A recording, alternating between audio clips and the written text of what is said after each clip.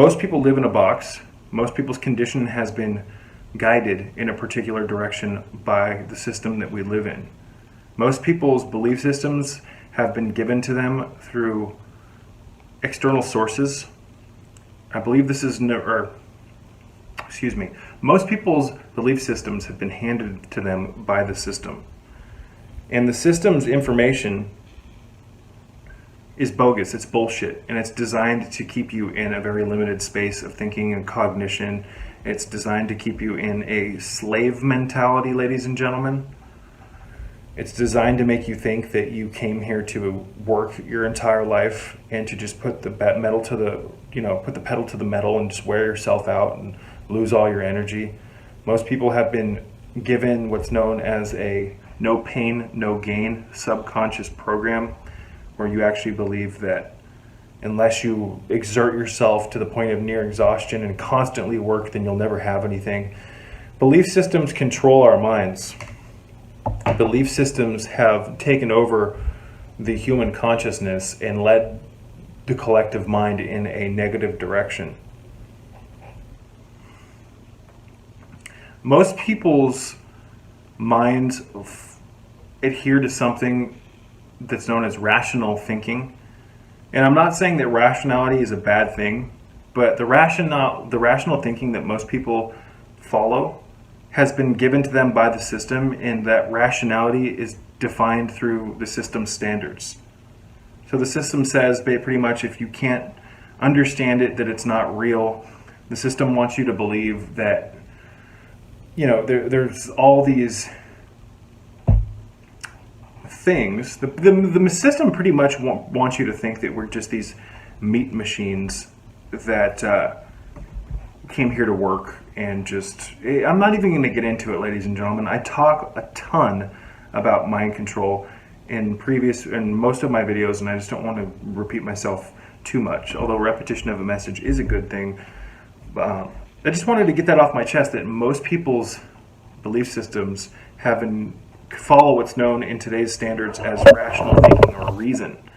But the reasoning and the rationality that most people have adopted is by the system's standards. Most people's understanding of the world has not come through direct experience. It's come through being told, things about the world, things about what's right and what's wrong. It's all been given to you by the system. And the mind, when you're born, you're very pure. You don't have the limitations that the average person has when you come out of the birth canal, ladies and gentlemen.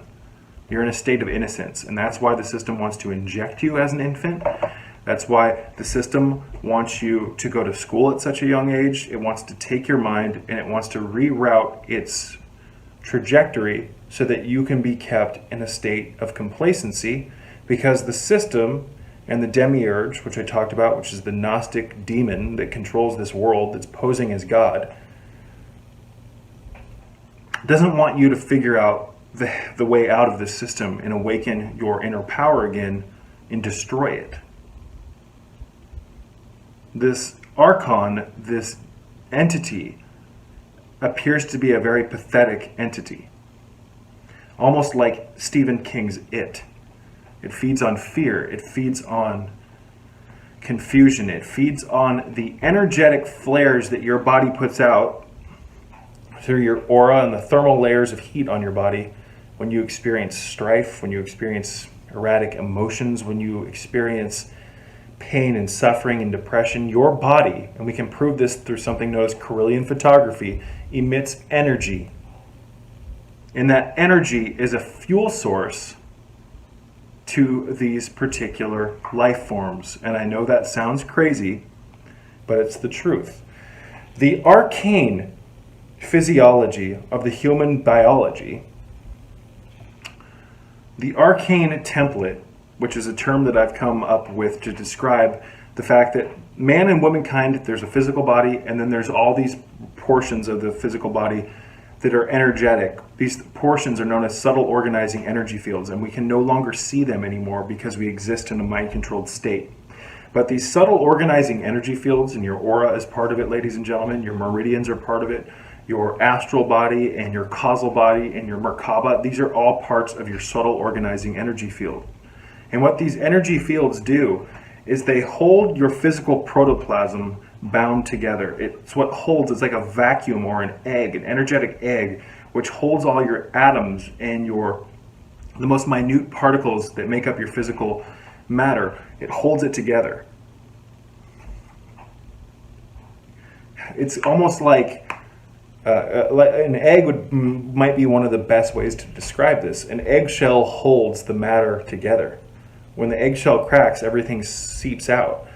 The Merkaba, which is the pinnacle, the biggest part of this energy field, contains the aura, the physical body, the causal bodies, the astral bodies. It holds everything in, almost like a Russian Kooky doll, I think they're called, which are like those dolls that your grandma probably had, at least mine did, where there's a wooden doll, you take that one apart, and then there's another doll inside, and then there's another doll inside. These are called Russian Kooky dolls, I believe. But the energetic fields that we can no longer interact with, those are largely what these non-organic life forms are feeding off of. When you experience emotions, when you experience depression, ladies and gentlemen, or trauma, you put off massive amounts of non-physical energy that can be seen, again, through Kirlian photography. This energy is then excluded or exuded out of the body and is picked up by these non-organic life forms and then consumed.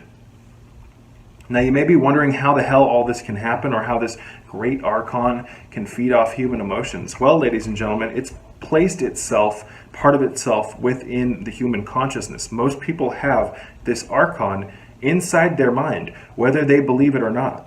And it's not until individuals experience higher states of consciousness, also known as Kundalini or Gnosis, that they will experience the fact that they have part of themselves that is not themselves, and that their thoughts are not their own thoughts, and that they have a possession program. The Archon puts itself, or puts part of itself, in the human being's mind, collectively, in all of us. And therefore it exists within us. And as we experience these emotions, it's fed through that possessed state of consciousness into itself. I hope that makes sense. We're dealing with something that's hyper intelligent. We're dealing with something that's omnipotent and omnipresent. It can be in multiple places at once, but it's poisoned the collective consciousness, ladies and gentlemen. And a part of it resides within all of us. So when we experience, especially negativity, these non-organic life forms love negative energy, because negative energy is imbued with so much emotion, so much power. And there's so much more of it than positive emotion in today's world, which is the equivalent of hell. Now, from an alchemical perspective, and I consider myself an alchemist, ladies and gentlemen, but from an alchemical perspective, there really isn't negative and positive energy. There's just energy. So it's not necessarily that this entity, this group of archons, prefers negative energy. It just prefers energy with large emotional charge, and negative energy has that. And there's so much more negative energy in the world than positive energy. Again, we live in hell, and most Gnostics, or most people who consider themselves Gnostics, believe that the earth is hell, and that the creator of this dimension is an evil entity. A great, or I wouldn't necessarily call it a great book, but there's a book called The Forbidden Religion. It's a black book with a picture of a man sitting on a chair who's like a god figure, and I can't remember the name of that author. It's a free book on Amazon.com if you have Kindle Unlimited. I recommend reading that book. It's only about 100 and maybe 20 pages. You could read it in a day if you really wanted to. But it talks about how the snake, the Gnostics view the snake as the real savior. Jesus and the serpent, and as well as Lucifer. Which, Lucifer, up until pretty much the Roman Catholic Church, was considered the bringer of life and was not an evil entity. Lucifer is the morning star, ladies and gentlemen. It is the illuminated consciousness. Most of these books, when they're talking about Lucifer or particular demons or even angels, these are metaphors for certain processes that are within our own biology. But people fear religion so much. He said that Lucifer wasn't evil. He must be a devil worshiper. Oh my God. Ladies and gentlemen, it's just most people who, and I'm not bashing Christianity per se. I believe in Christ.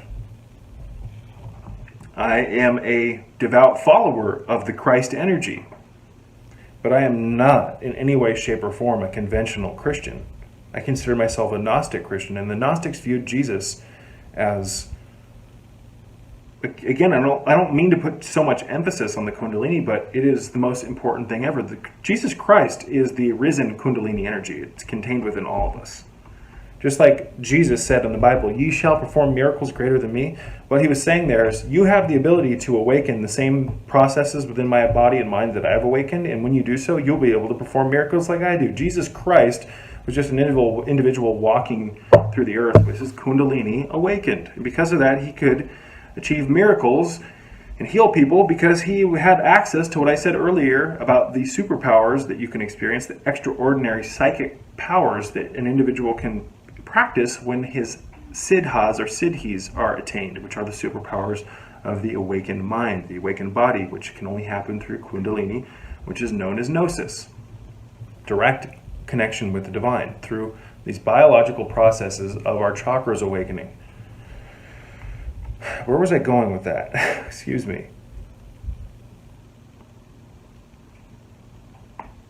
Jesus Christ, certain scholars, a man named Bobby Hemmett says that Jesus can be broken down, the meaning of Jesus Christ, the name, can be broken down to Jesus, which is the body, and Christ, which is the spirit. Jesus, which essentially means body and spirit. Spirit is the Kundalini, the alchemical or elixir of eternal or immortality, the philosopher's stone, the awakened Kundalini. So that is the spirit. So Jesus, body, Christ, spirit, body, and Kundalini mixed create the perfected human, which is the alchemical mastery. It's the great work, refining the self, distilling the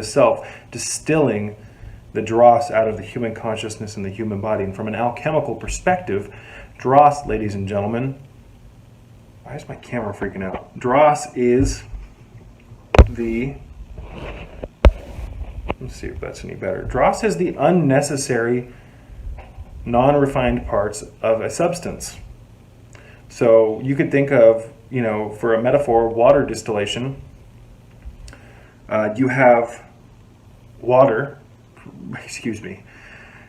Alchemy is largely a process of transmutation and a process of manifestation, and the two are different, but let's talk about transmutation.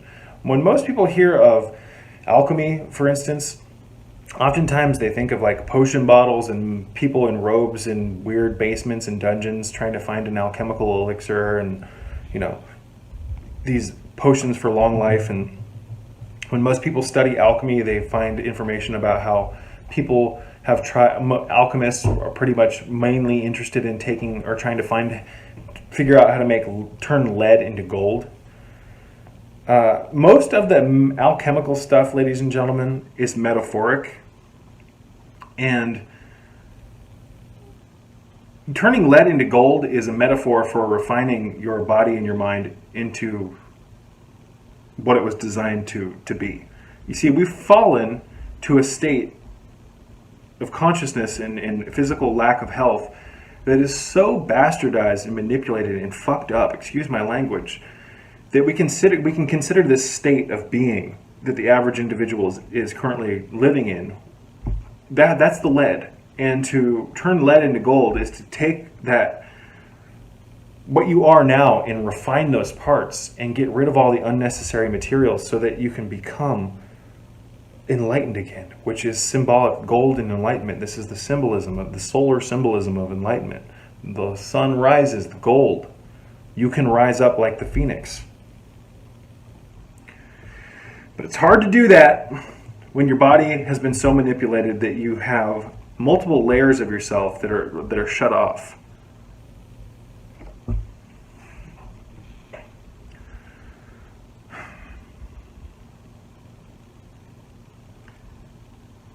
But alchemy is largely a process of transmutation, and transmutation is essentially, in layman's terms, a very brief definition, is to take one thing, usually in a crude state, and turn it into something refined and purify it.